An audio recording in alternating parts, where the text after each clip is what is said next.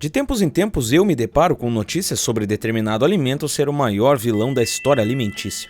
O ovo já foi de perigoso a saudável, o pão francês já foi considerado saudável, depois o vilão e agora é saudável de novo, o vinho seguiu o mesmo caminho e o leite então nem se fala.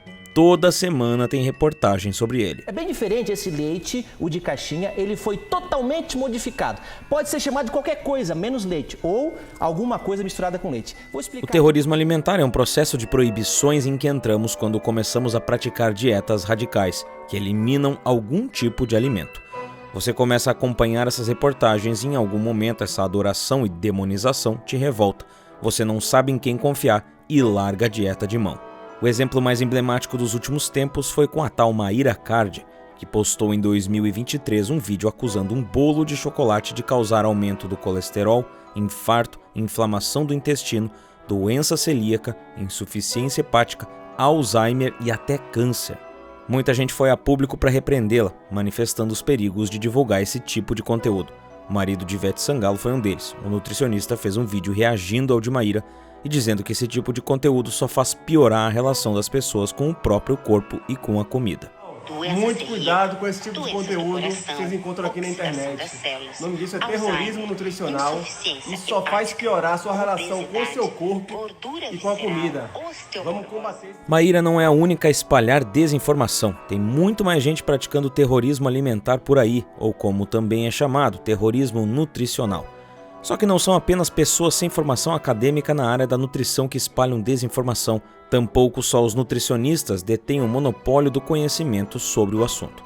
São inúmeros os nutricionistas e nutrólogos que nos entregam aquelas dietas extremamente restritivas, que nos fazem sentir fome o dia todo e nos privam de tudo o que gostamos de comer. Ao mesmo tempo, vários profissionais da saúde estão trabalhando para desmistificar a ideia de alimentos proibidos, enfatizando que pequenos prazeres como um pedaço de chocolate após o almoço ou uma fatia de pão com Nutella à tarde não são uma ameaça à saúde. Essa mudança de perspectiva se deve ao fácil acesso às melhores informações sobre nutrição que estão disponíveis para qualquer pessoa interessada em promover informação precisa e confiável. Acontece que o terrorismo alimentar é um assunto sério e muito mais perigoso do que você imagina. Então, como começou toda essa história? E quem é que ganha com ela?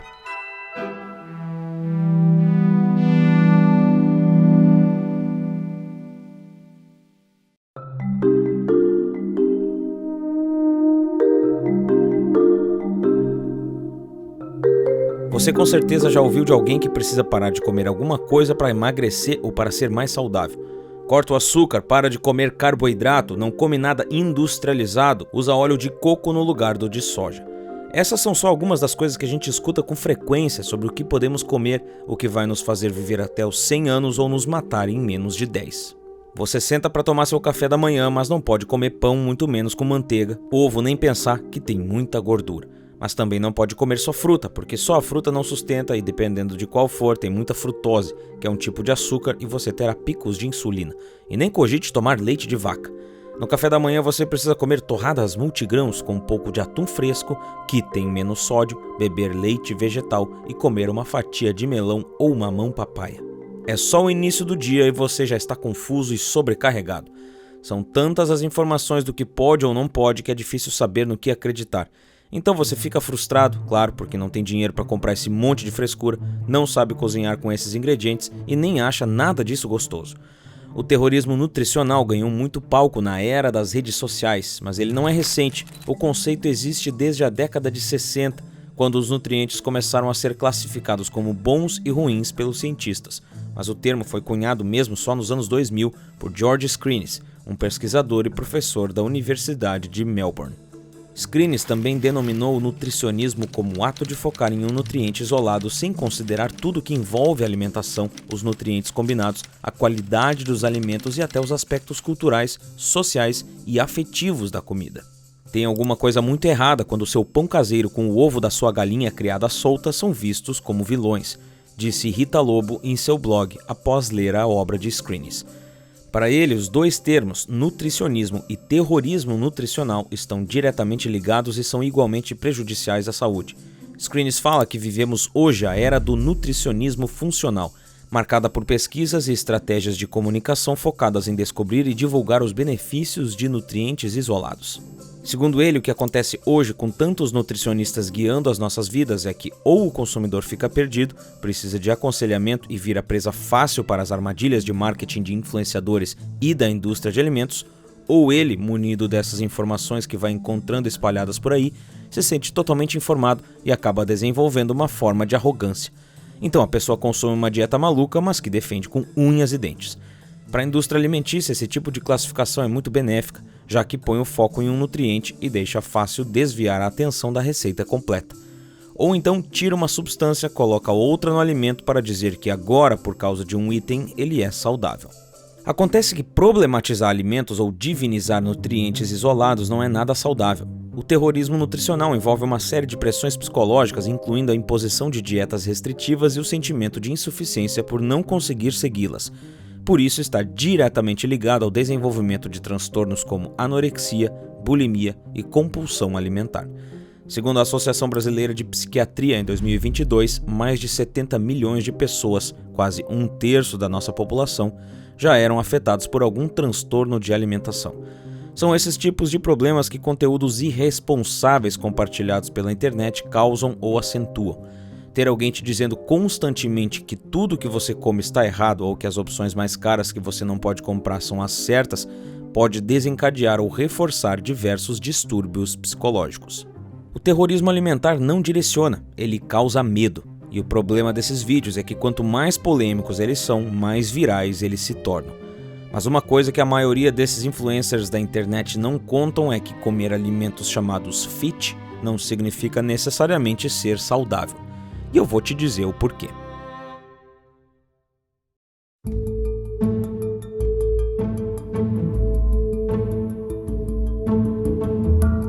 Existem duas definições para saúde.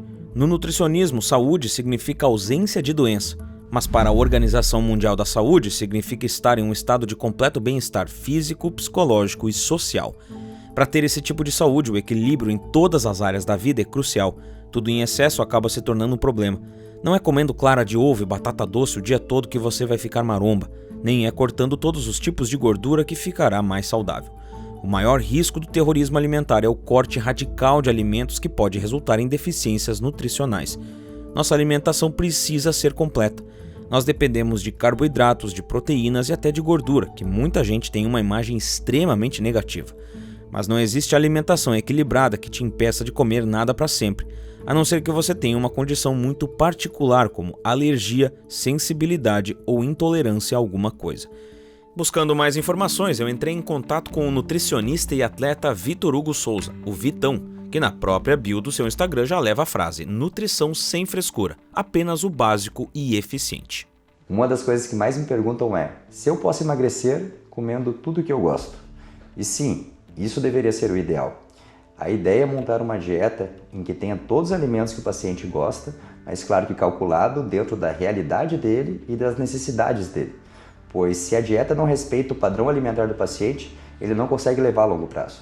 É fundamental associar uma dieta equilibrada ao cuidado com sua saúde mental e uma rotina de sono adequada a você, exercícios físicos que se encaixem na sua rotina e façam sentido para a sua vida. Tudo deve ser trabalhado pensando no seu organismo, família, trabalho, vida social e condição financeira. E isso muda de pessoa para pessoa, não existe uma fórmula mágica ou um padrão universal. Só que tem muita gente que confunde o que é fit e o que é saudável. Ser fit está muito associado à estética, ter menos gordura e mais músculos, enquanto ter saúde envolve um equilíbrio mais amplo. Inclui desde o antibiótico que está tirando seu sono até a necessidade de tomar ao menos 15 minutos de sol por dia. Já a busca por um corpo fit pode levar a obsessões e exageros como dietas extremas e treinos exaustivos e pode causar lesões musculares, distúrbios alimentares e comprometer a imunidade. Também existe uma grande diferença entre alimentação fit e alimentação saudável. Uma dieta fit tende a ser focada em alimentos com baixo teor de gordura, açúcar e carboidratos, enquanto a saudável inclui todos os grupos alimentares. Existem várias coisas por aí sendo vendidas como fit e que as pessoas acham que podem comer sem nenhuma moderação. Um exemplo é Coca-Cola zero açúcar. Se você está querendo perder peso, você pode optar por ela, que não tem calorias, ao invés de tomar um copo de suco de laranja que tem 110. Mas se você não sofrer de obesidade ou diabetes, não há razão em tomar Coca Zero. Não há nutrientes ali, enquanto no suco de laranja tem muito potássio e vitamina C. O atum é outro caso, seu principal nutriente é o ômega 3, que fica na gordura. Quando ele é retirado da gordura e colocado na água, como vendido na forma light, ele perde boa parte dessa substância. Não quer dizer que tenha se tornado um alimento ruim, mas você está perdendo o melhor dele. As barras de proteína podem ter mais carboidratos que proteínas, xarope de milho e óleos vegetais ultra refinados. O xarope de milho traz muito açúcar para as barrinhas e os óleos vegetais, que passam por muitos processos de refinamento, perdem seus nutrientes e deixam a barra de proteínas muito pouco saudável. Entendeu por que comida fit não é necessariamente comida saudável? O pior é que às vezes alguns alimentos vendidos como fit ou saudáveis não são nem fit nem saudáveis. E muitas pessoas que entraram para o movimento fitness preferem acreditar no extremismo e acabam demonizando um ou mais grupos de alimentos. Mas por que isso acontece?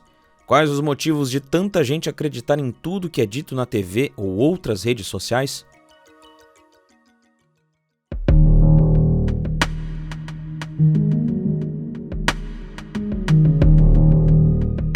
O que tem por aí de informações mentirosas e exageradas sobre alimentos do nosso cotidiano daria para encher um livro. O ovo já foi uma das maiores vítimas. Já disseram por aí que ele aumentava o colesterol, não era indicado para diabéticos e atrapalhava o emagrecimento por conta da quantidade de gordura da gema. Na verdade, o ovo é um excelente alimento para prolongar a sensação de saciedade, é rico em proteínas e tem baixo teor de carboidrato. E pode sim ser consumido por pessoas com diabetes tipo 2. Segundo um estudo publicado em uma das mais confiáveis revistas de medicina do mundo, ele é inclusive benéfico para prevenir a forma crônica da doença, além de ter impacto mínimo no aumento do seu colesterol. O ovo é uma excelente fonte de proteína, de altíssimo valor biológico, mas ele contém gordura também na composição. Então, por mais que seja um excelente alimento com algumas vitaminas que são possíveis de digerir apenas nele, ele não deve ser consumido numa quantidade que não seja condizente com a realidade do paciente e o objetivo dele. O pão francês é outro que virou vilão nas dietas saudáveis do Instagram.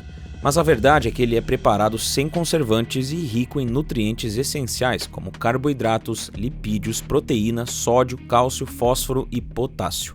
O pão não difere muito de outros alimentos pela sua composição de ter carboidratos, ter uma pequena quantidade de gordura e ter uma boa quantidade de proteína. Ele pode sim ser usado na dieta de qualquer pessoa, tanto com o objetivo de ganho de massa magra como o objetivo de perda de gordura. Então, ele definitivamente não é um vilão na história. O problema sempre está no descontrole alimentar, numa dieta não calculada, num consumo exagerado, mas isso serve para qualquer alimento. E o leite é a polêmica do momento. Parar de consumir leite. Gente, leite é um negócio que não foi feito para tomar, infelizmente, né? O único leite que você pode tomar na sua vida é o da sua mãe. É justamente isso. Você pode tomar o leite da sua mãe? Não? Então não tome nenhum outro. Por quê? Porque não faz bem. Nos últimos meses surgiram uma série de postagens falando como o ser humano é o único animal que consome o leite de outros animais e que a bebida é super inflamatória. Bem, o ser humano é o único animal que toma suco, kefir, kombucha, inclusive os leites de soja, de amêndoas ou qualquer leite vegetal. Leites vegetais. Primeiro, que não é leite, porque o leite só vem de um mamífero, da vaca, da cabra, do ser humano, da baleia e assim vai. Dá uma olhada no que está escrito aqui. Alimento com amêndoa e cacau. Alimento à base de aveias e castanhas, etc. Bom, acabei com o primeiro mito. Isso aqui não é leite. Mas a importância do leite de vaca como fonte de cálcio e proteínas para a saúde humana é inegável. Ele não é inflamatório, pelo contrário, faz parte de inúmeras dietas anti-inflamatórias. Você não toma leite achando que leite te engorda, cria tecido adiposo subcutâneo, engrossa a pele, faz mal, só por causa da lactose? Você é intolerante à lactose? Não. Então não deixa de tomar leite, não. Fica pagando caro naqueles leites de amêndoa, leite disso, leite daquilo, sem necessidade, só porque você ouviu. O leite é um grande alimento, grande aliado para a saúde. Ele fornece uma boa quantidade de proteína na sua forma líquida, que é extremamente difícil na natureza, a gente conseguir um alimento assim. E ele tem um bom perfil de vitaminas e de minerais. Ele com certeza pode ser consumido por toda a população que não tem algum problema digestivo com ele. O grande problema é que as informações são muito deturbadas dentro das redes sociais e algumas pessoas têm um problema na digestão do leite e isso gera sintomas, e as informações são aplicadas como se toda a população tivesse algum tipo de problema com o consumo do leite. E a gente sabe que isso não é verdade, mas qualquer pessoa pode desenvolver ao longo da vida uma intolerância à lactose, né? Então isso sim poderia ser um problema. Se a pessoa não tem nenhum tipo de intolerância, não tem nenhum tipo de alergia, o consumo do leite deveria ser incentivado. Mentiras nas redes sociais são contadas o tempo inteiro, já deveríamos saber selecionar o que é útil e ignorar o resto. Mas por que um público tão grande compra essas narrativas extremistas e se apega a elas com tanta facilidade? Observe os casos desses 3 alimentos, ovos, pães e leite de vaca. E todos fazem parte do dia a dia de quase 100% dos brasileiros. Mas eles têm outra coisa em comum, são acusados de causar tantos problemas que a única solução é tirá-los da sua alimentação. É mais cômodo optar por essa alternativa do que enfrentar a realidade de que uma mudança progressiva em direção a uma alimentação mais equilibrada e consciente é muito mais eficaz do que simplesmente cortar um único alimento da sua rotina. No vídeo do Educador Físico, ele esclarece os mitos sobre o leite e fala sobre as tendências das redes sociais de problematizar tudo. Mas é nos comentários que é possível ver várias pessoas rebatendo a informação, falando que leite é inflamatório sim e que foi a salvação das suas vidas parar de tomar. Mesmo diante dos estudos apresentados pelo autor do vídeo, inclusive em português, que são mais fáceis de entender, nada adianta. Reunir análises de revistas científicas famosas e confiáveis, mostrando que leite faz mal para um grupo muito pequeno de pessoas e que às vezes apenas trocar o tipo da bebida, do B para o tipo A ou C, já resolveria o problema, é tempo perdido.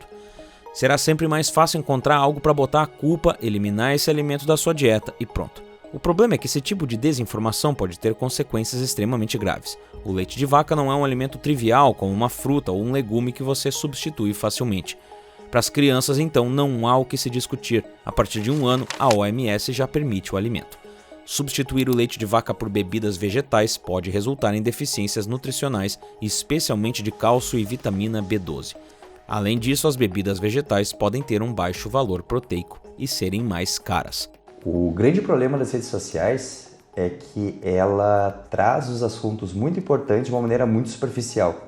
E isso, por muitas vezes, engloba pacientes de realidades muito diferentes com a mesma informação. Por exemplo, um paciente que nunca foi obeso, sempre foi magro e ativo durante a vida, ele com certeza vai ter uma dieta, vai ter um padrão alimentar muito diferente daquele paciente que teve uma obesidade durante a infância e adolescência e, pelo restante da vida, vai lutar contra a balança. Mas já é esperado que as redes sociais tenham muita desinformação. O problema é quando a desinformação vem justamente de quem deveria ser a fonte confiável. E para entender isso, precisamos falar dos alimentos ultraprocessados.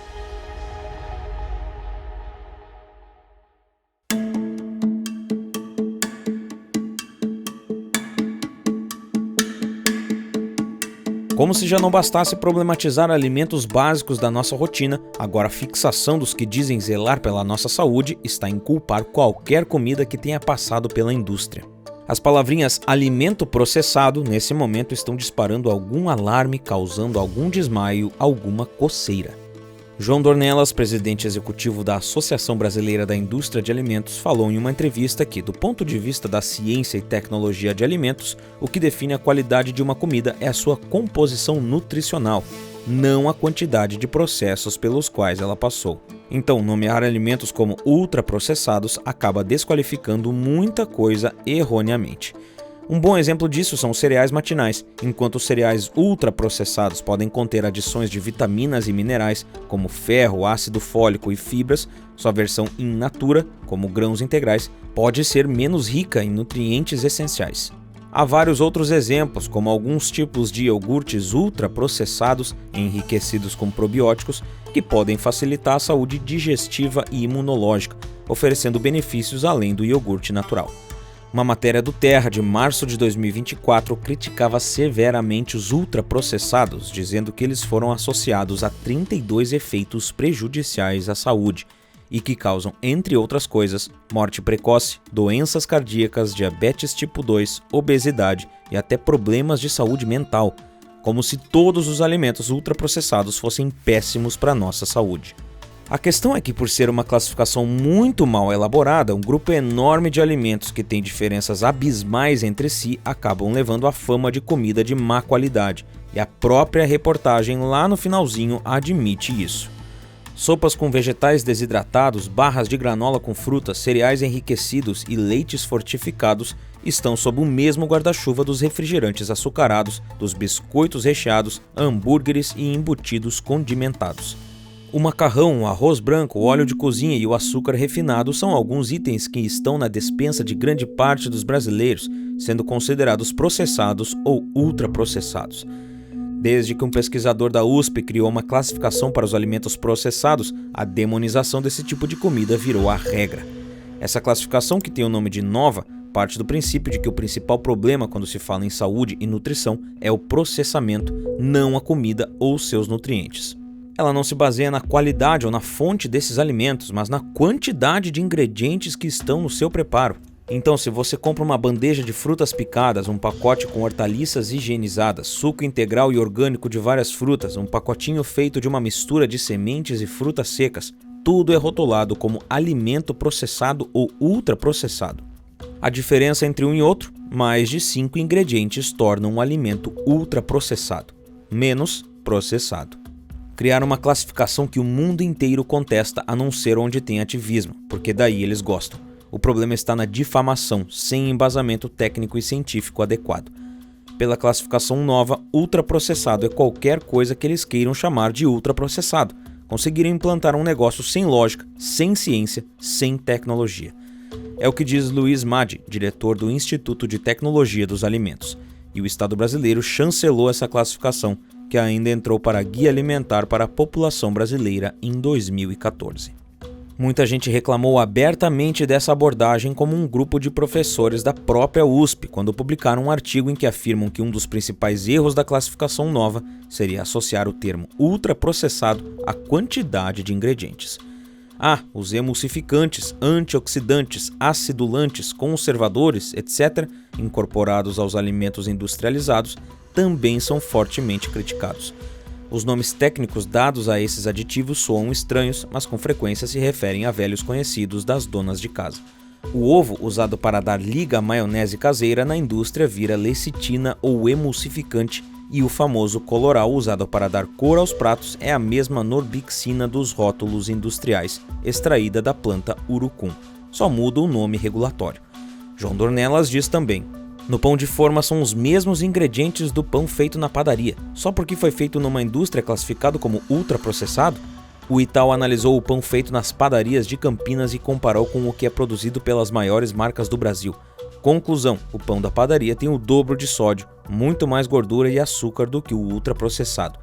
E não estou falando mal do pão de padaria, que eu adoro, mas se você me perguntar como cidadão, te digo que essa classificação não ajudou em nada, só criou confusão. Segundo a pesquisa de orçamentos familiares do IBGE de 2017 a 2018, 75% dos alimentos consumidos no Brasil foram de alguma forma processados na indústria. Enquanto você enche os alimentos baratos como leites e ovos de defeitos, vilaniza os processados e promove opções gourmetizadas e caras, a parcela da sociedade que mais sofre é a mais carente. Os dados mais atuais mostram que, entre 2020 e 2022, 70 milhões de brasileiros viviam em situação de insegurança alimentar, não tinham certeza se conseguiriam fazer as 3 refeições diárias com qualidade. Em uma realidade como a nossa, promover dietas restritivas que estigmatizam os alimentos do dia a dia é de uma irresponsabilidade absurda. Imagina uma pessoa que só tem arroz branco ou farinha com feijão para comer no almoço, ouvindo que morrerá de diabetes por não conseguir comprar arroz integral? Ou que precisa substituir o pão da tarde por um mix de nozes e castanhas? A nossa realidade vai muito além da de quem vive nas bolhas do Instagram. O brasileiro médio mal tem dinheiro para a cesta básica, veja lá para ficar comprando comidas da moda. Todas essas informações imprecisas criam uma bola de neve gigantesca. A pessoa pensa que está fazendo tudo errado, quando só precisa não pecar pelo excesso ou pela ausência total de nenhum grupo alimentar. Personalizar suas escolhas conforme seu orçamento e as especificidades do seu corpo, das funções que executa. Um pedreiro ou engenheiro de obras tem uma necessidade de ingestão de nutrientes diferente da necessidade de uma manicure ou advogada que trabalham sentadas o dia todo. Uma dieta equilibrada é aquela que corresponda com seus objetivos, mas que cumpra suas necessidades nutritivas e caiba no seu bolso. Isso é comer bem. Você concorda? Deixa aqui nos comentários e não deixe de me dizer o que achou desse vídeo. Eu confesso que nunca me adentrei muito no mundo da alimentação saudável, mas sempre achei idiota esses vídeos e reportagens que demonizam os alimentos e generalizam a população. Em algumas redes sociais, a desinformação é mais importante para ganhar seguidores e fazer um vídeo viralizar, mas aqui no YouTube é diferente. Para fazer esse vídeo aqui foram incontáveis horas lendo artigos, estudando matérias e ouvindo especialistas. Mas eu sei que esse tipo de vídeo é importante e sei que muitas pessoas aqui no YouTube vão assistir ele e se beneficiar de alguma forma. E é por isso que eu sei que meu esforço é válido. Saber o que o espectador quer assistir faz parte do que eu chamo de algoritmo humano, e é por isso que eu consegui obter sucesso aqui no Elementar. Então confere a minha aula grátis sobre o algoritmo humano no primeiro link da descrição ou apontando a câmera do seu celular para o QR Code que está na tela antes que essa aula saia do ar. E para entender por que as farmácias pedem seu CPF na hora da compra dos remédios, te dando um desconto super especial se você revelar o CPF e no que isso implica, confere esse vídeo aqui que está na tela. Por esse vídeo é isso, um grande abraço e até mais!